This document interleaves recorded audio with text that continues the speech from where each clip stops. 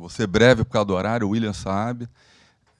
Primeiro, parabenizar os expositores, né, André e Felipe, acho que acrescentou muito aqui para as nossas reflexões. E eu queria pegar uma passagem da apresentação do professor Felipe, que me causou, sempre tem uma passagem que fica, né? Você fez um comentário que, para mim, foi bem interessante, dizendo que o tamanho de um banco de desenvolvimento, no caso nosso aqui do BNDES, é o tamanho do gap de infraestrutura. Ou seja, isso aí, de certa maneira, até desconstrói e esvazia boa parte das críticas que vêm sendo colocadas em função aqui da atuação do banco. Ou seja, o tamanho do BNDES vai ser o tamanho do gap de infraestrutura, quer dizer, me leva até a crer que é um tamanho que ainda está até pequeno, quer dizer, a gente tem muito ainda a crescer. E aí, mas isso me leva a uma outra reflexão, ou seja, a gente verifica uma atividade pujante eu vou falar mais especificamente do BNDES, nos casos em que você tinha uma atividade de planejamento central que dava os direcionamentos, como no caso dos PNDs. Você tinha claramente uma orientação do governo central, do núcleo decisório do governo, onde você orientava a atividade de planejamento a partir de prioridades que eram estabelecidas. Isso me causa uma certa preocupação, e aí eu queria ouvir vocês sobre essa questão que me aflige um pouco. Eu lembro bem de um seminário que houve aqui no banco, onde o professor Wilson Cano, lá da Unicamp, ele fez um comentário que também me marcou muito, dizendo que o atual Ministério do Planejamento poderia ser renomeado como o Ministério da Contabilidade Pública da União. Ou seja, ele se preocupa com as questões orçamentárias, de contabilidade pública, mas a atividade de planejamento fica relegada. Isso também, e na questão da infraestrutura, aqui já se colocou bem, ou seja, acho que a função clássica de um banco de desenvolvimento é exatamente entrar na originação, naqueles momentos críticos, que você colocou bem no gráfico, que é o momento inicial da construção de plantas originais, no caso de infraestrutura. E também na ativação, no sentido dos clássicos, de capacidades locais de produção, que você pode exatamente ter atividades de puxar, arrancar e coordenar. Eu queria ouvir vocês exatamente sobre essa questão, ou seja, no momento que eu não tenho um plano nacional de desenvolvimento, e a agenda programática é uma agenda de infraestrutura, é uma agenda inacabada, ou seja, essa agenda terá que ser colocada realmente de pé, qual deve ser o posicionamento do BNDES na ausência de a gente continuar com uma total com ausência de planejamento central, ou seja, na ausência de um planejamento central que direcione inversões em infraestrutura, ou mesmo, no caso da indústria, em capacidades locais que caberia um banco de desenvolvimento coordenar, qual deveria ser o posicionamento do BNDES nesse cenário que eu estou dizendo que é um cenário não muito bom? O BNDES deveria ser protagonista da atividade de planejamento? Eu queria ouvir um pouquinho vocês sobre isso. Na ausência da atividade de planejamento central, como o BNDES pode puxar essa discussão? Essa é a questão que eu queria colocar e ouvir um pouquinho essa reflexão de vocês. Boa tarde a todos. Eu também agradeço a exposição do Felipe e do André. E quero... a minha formação é economia, mas eu sou dublê de assessor político e radialista. Mas acompanho muito o debate econômico e me senti muito estimulado por uma passagem na intervenção do André, que, de certo modo, surpreendente para um executivo do mercado financeiro, apontou a necessidade, talvez eu tenha entendido assim, de forma correta, de um país como o Brasil ter um projeto nacional de desenvolvimento. Eu acho que essa é a questão central e que cria a abolição dessa ideia no Brasil, cria uma série de problemas. E no campo econômico e macroeconômico particularmente, e essa é a minha pergunta, tanto para você, André, como executivo, como Felipe, um estudioso do mercado financeiro, como é que vocês veem a possibilidade do Brasil abolir a liberalização financeira que vigora no Brasil desde o início dos anos 90? Eu pergunto isso porque um país com as potencialidades que o Brasil tem, em todos os sentidos, inclusive no sentido industrial, é possível conviver com essa liberalização que cria constrangimentos violentíssimos para a política monetária, para a política fiscal, para o planejamento. Não é somente o Ministério do Planejamento está acanhado. O próprio banco sofre problemas seríssimos em relação a isso. Então eu queria a opinião de vocês, porque de alguma maneira isso é uma heresia hoje em dia, pensar em algo do gênero. Temos que ter uma moeda sob controle de instituições nacionais. Talvez a livre conversibilidade da moeda nacional seja um tiro no nosso pé. Como é que vocês veem isso, vocês como estudiosos e profissionais do mercado financeiro? E eu dou uma pala aqui na questão do setor elétrico. Hoje, curiosamente, eu entrevistei o Roberto D'Araújo, do Ilumina, e ele chamava a atenção que talvez o segredo aí, que inclusive o Nelson, meu colega de faculdade, mencionou aqui para o setor elétrico, esteja justamente nas tarifas, tanto residenciais como da indústria.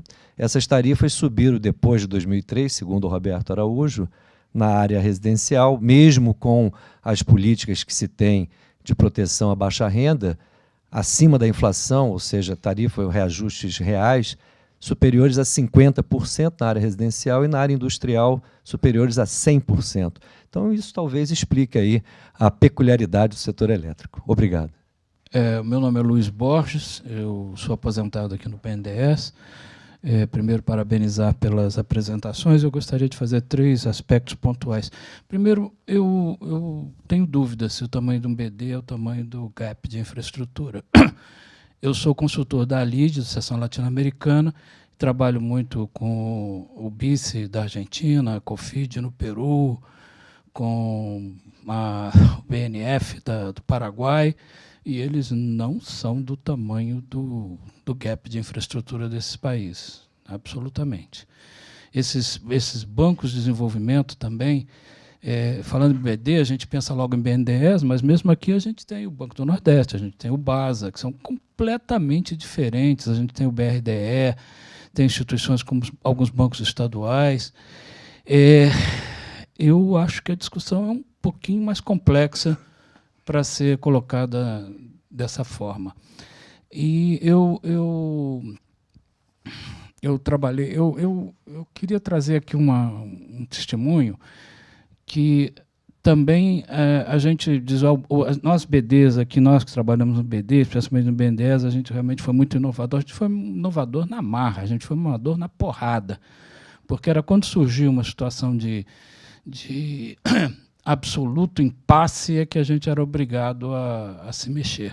Eu me lembro que em 85 nós fizemos uma grande discussão de como financiar a infraestrutura, porque não havia dinheiro público, não havia interesse do setor privado, e isso aqui era o banco da infraestrutura.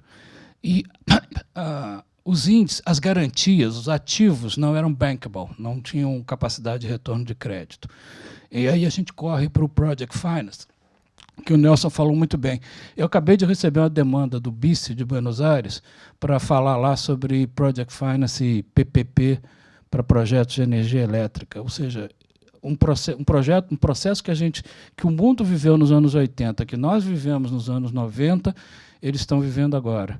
Eu tive também em Assunção, tive em Lima, tive dando palestras e cursos, treinando as equipes deles, e eles não têm a menor condição de fazer o papel que o BNDES tem. As equipes deles estão desmontadas, o Banco Paraguaio ele foi transformado num BNH para projetos habitacionais, a COFID virou um banco de pequenas e médias empresas. Então, quando a gente fala aqui, já que o tema é bancos de desenvolvimento em geral, nós estamos falando de laranjas e bananas, nós estamos comparando coisas completamente absurdas. E eu quero concordar mais uma vez com a questão de que se tem um papel que a gente pode fazer na parte de risco de construção, e deixar a operação realmente transferir isso. O BNDES nunca teve muita vontade de fazer isso, não, porque não tinha muita opção do que fazer com o dinheiro. Muitas vezes sobrava dinheiro aqui do orçamento, né? E lembrando que o BNDES não é isso que a gente está vendo hoje. Durante 35 anos que eu trabalhei aqui, a maior parte do tempo, isso que era um orçamento de 20 bilhões, não 200. A gente fazia mágica aqui. Lembrando que o colega ali falou, os planos da petroquímica foram também meio na marra. Quer dizer, Eu tendo até a dizer que o BNDES funcionou muito bem quando tinha um bom Ministério do Planejamento, que tinha uma orientação e o corpo técnico era capaz de cumprir.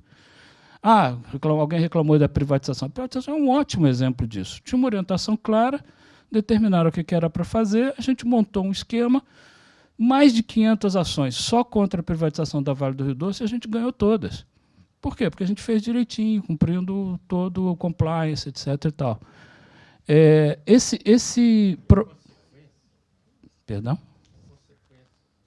Bom, eu só estou mostrando que esse caráter de construção de um corpo técnico que é capaz de servir o Estado, isso não é necessariamente verdade nem em todos os estados, nem em todas as regiões, nem em todos os países, e talvez o BNDES até seja um exemplo meio raro dentro desse tipo.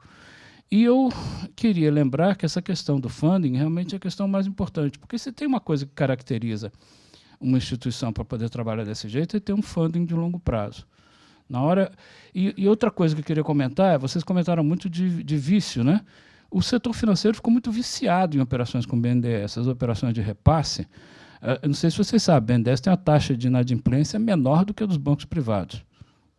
Claro, boa parte do que a gente faz, pensando em indústria, é repasse através dos bancos, e os bancos assumem o risco. Eles teriam que quebrar a empresa e o banco para o BNDES não receber.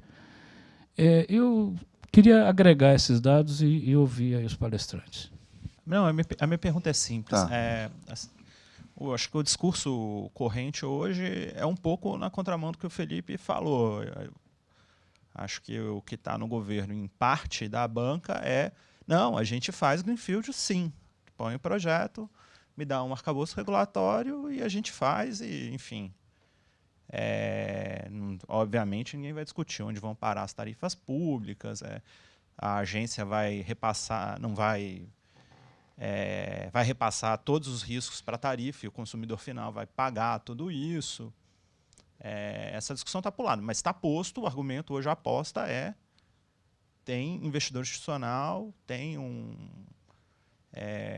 uma mesa de operação que sabe acessar esse risco e vai comprar. Se tiver, vai comprar, inclusive para greenfield. Por outro lado, acho que o que está posto, olha, bem ou mal, a gente tinha um arranjo que fez a gente ter alguma infraestrutura recente, algum desenvolvimento de infraestrutura recente, mais notadamente o setor elétrico, em que o crédito do Banco de Desenvolvimento era um fator-chave. E esse fator hoje está em xeque. Ou pela sua dimensão, ou pela sua natureza, ou pelas questões de governança e liability que estão postas sobre o banco. É só olhar a quantidade de questionamentos que a gente tem para além da arena econômica para outras arenas. Se o Estado é fundamental para fazer uma arrancada da infraestrutura no sentido de acessar esses riscos originais, e a gente não tem orçamento, não tem balanço público para fazer isso, é só olhar a avaliação de risco de todos os estados e olhar, enfim, a trajetória do nosso rating, então não vai fazer isso por AGU. A forma que a gente tinha era fazer isso via um banco de desenvolvimento e subiu no telhado. E aí, a questão é essa, assim, acho que a primeira pergunta é: o mercado está dizendo a verdade? Tem essa alternativa dele? Me parece que na sua apresentação claramente não tem.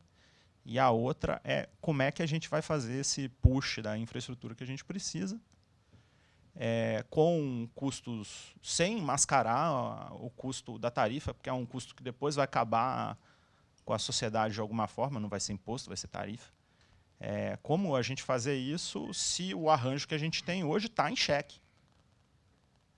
E não que é um arranjo que não possa ser melhorado, eu acho que pode ser melhorado, mas acho que hoje, dependendo de como se interpreta o discurso que está na mesa, ele está em xeque não para ser melhorado, ele está em xeque para ser levado à insignificância ou mesmo extinto. Assim, acho esse é um entendimento possível, então eu queria ouvir os dois.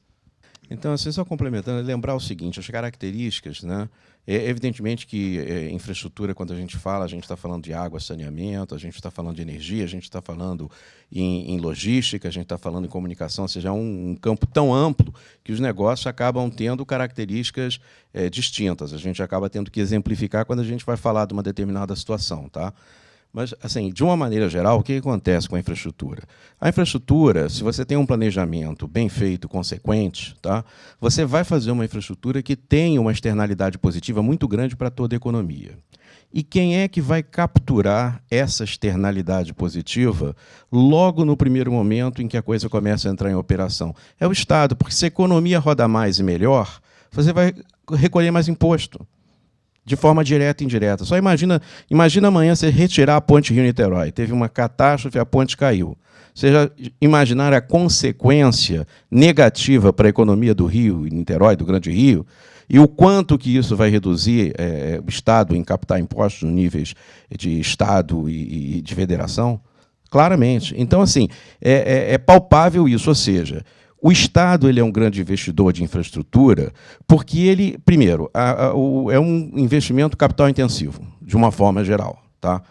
Ele tem longo prazo de maturação. Então, você vai fazer uma obra de logística, por exemplo, que você precisa para ter uma tarifa razoável, aí tem um trade-off, que você retorne o capital em 50 anos e a taxa de retorno é muito baixa, não tem capital privado interessado em fazer isso, a menos que você formate uma parte do recurso entre como capital público e o Estado afunde esse recurso, afunde entre aspas, tá? Porque se é uma obra que faz sentido e ela tem essa externalidade positiva, esse dinheiro retorna na medida que a economia roda mais e melhor e você captura isso em taxas e impostos.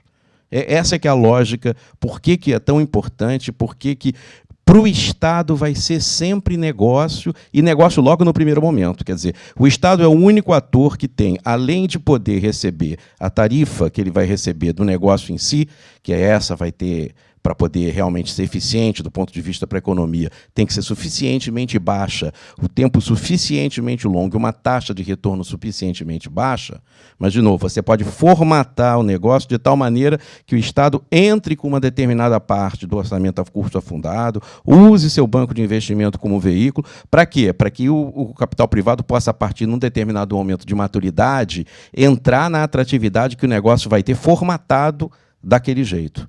Tá? Mas é muito importante lembrar isso. O Estado é o agente que pode, logo no primeiro momento em que a infraestrutura entra em funcionamento, capturar os benefícios da externalidade positiva de uma forma muito direta e econômica, que um agente privado não vai conseguir. Né? Então, isso eu acho importante ter claro para ver como que a gente pode formatar isso.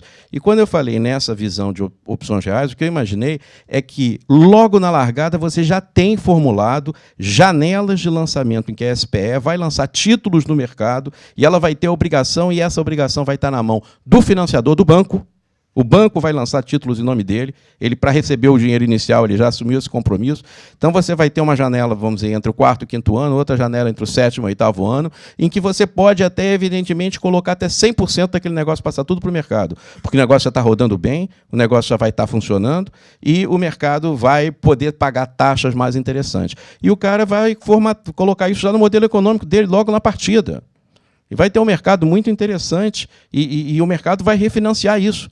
E o dinheiro do banco recicla para fazer outras coisas, porque não tem mais tesouro injetando na outra ponta. Eu acho que essa é a ideia de você readequar as coisas aproveitando a experiência anterior e fazendo um modelo que aproveite todos esses aspectos que estão envolvidos, inclusive o aspecto do Estado, que a gente tem que falar claramente. O Estado tem todo o interesse, inclusive econômico, não é só social, em fazer com que as coisas aconteçam. E passar por cima de governo. Né? É importante você ter uma construção de legislação e regulatória que permita você ter essa visão de longo prazo e visão de planejamento. Obrigado.